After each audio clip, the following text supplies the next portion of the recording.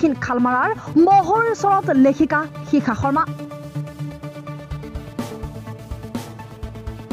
উল্লেখ্য যে যোৱাকালি আবেলি 5 বজাত গুৱাহাটীৰ পৰা পোনেই তেখেতৰ অনুৰাগীৰ লগত লেখিকা হিচাপে মত বিনিময় কৰাৰ বাবে দক্ষিণ খালমাৰাৰ মহৰীৰ ওচৰত আহি উপস্থিত হয়।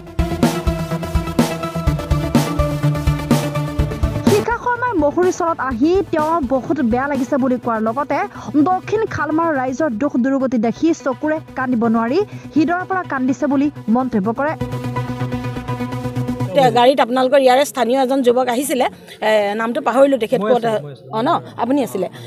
এতিয়া মই বহুত কথাই জানিব পাৰিলোঁ। তাৰ ভিতৰতে এটা কথা জানিব পাৰিলোঁ, ইয়াতে ভূমিহীন কৃষকক 5 বিঘাকৈ মাটি দিয়াৰ 5 নে 6 বিঘাকৈ মাটি দিয়াৰ কথা চৰকাৰে মানে এটা নিয়ম আছে। কিন্তু এই বোলে দক্ষিণ খালমাৰা সমষ্টিৰ যিখিনি ভূমিহীন কৃষক তেওঁলোকে আপোনাৰ চৰকাৰী মাটি নাপায় আৰু যোনে পইচা দি 2 লাখ 2 লাখ 3 লাখ কি টকা দি কিনিব পাৰে পায়। আৰু তাৰ ৰিজাল্টটো দেখোন দেখিলে। এতিয়া চৈবাৰ ৰহমান আপোনালোকৰ ইয়াৰ এডিচি নাছিল জানো? তেখেতটো এতিয়া জেলৰ অতিথি হয়নে নহয়? গতিকে ৰাইজ সচেতন হ'ব লাগিব। এতিয়া য'ত চিণ্ডিকেট চলি আছে, চিণ্ডিকেটটো কোনে বন্ধ কৰিব পাৰে? ৰাইজেহে বন্ধ কৰিব পাৰে। ৰাইজ সচেতন হ'বই লাগিব। ৰাইজ সচেতন নহ'লে কিন্তু ৰাইজৰ মৰণ। ৰাইজে যদি ভোটবিলাক বিক্ৰী কৰে তেনেহ'লে ৰাইজৰ মৰণ। ৰাইজৰ সচেতনতাইহে এইবিলাক ৰোধ কৰিব পাৰিব আৰু কোনেও নোৱাৰে। কিন্তু আজি গণৰাজ্য দিৱস, গণৰাজ্য দিৱসটো হৈছে ভাৰতীয়ৰ এটা সকলো ভাৰতবাসীৰ এটা উৎসৱ হয়নে নহয়?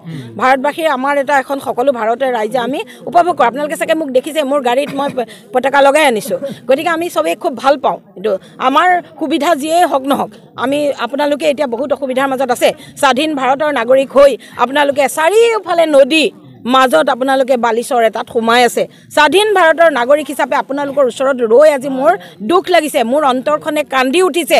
কাৰণ স্বাধীনতাৰ ৭৫ বছৰৰ পিছত আজি এই চৰৰ মানুহখিনিৰ চকুত হতাশা, সৰু সৰু ল'ৰা ছোৱালীবিলাকৰ চকুত হতাশা। গতিকে মই এই উৎসৱটো আপোনালোকৰ মাজত মই থাকি আপোনালোকৰ দুখৰ স্বাধীনতাৰ ৭৫ বছৰৰ পিছতো ভাৰতীয় নাগৰিকৰ এই দুৰ্দশাৰ সমভাগী হ'বলৈ আহিলোঁ।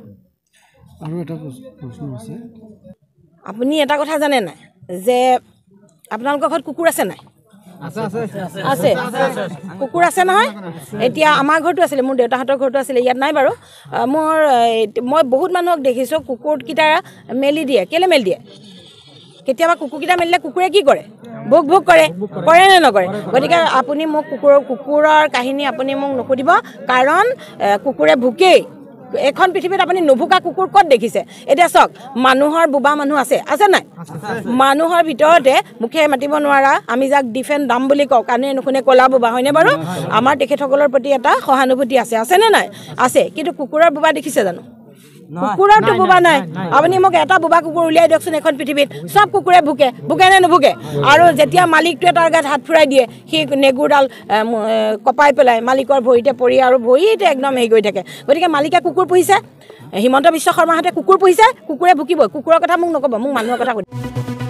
দক্ষিণ খালমাৰাৰ পৰা মাছিদুৰ ৰহমানৰ প্ৰতিবেদন, DNA আছাম।